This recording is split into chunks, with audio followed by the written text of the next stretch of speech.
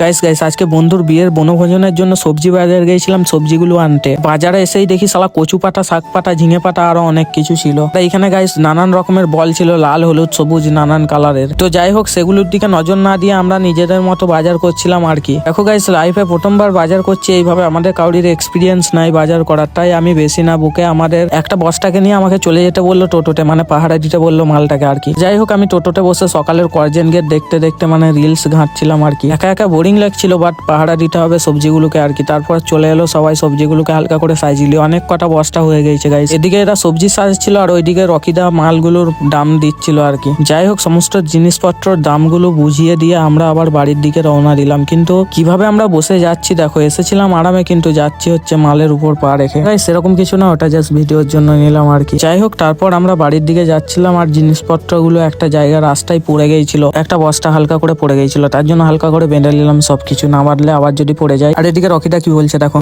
কিছু বলবে? তুই যা এলাকা বাদ, পকড়বে।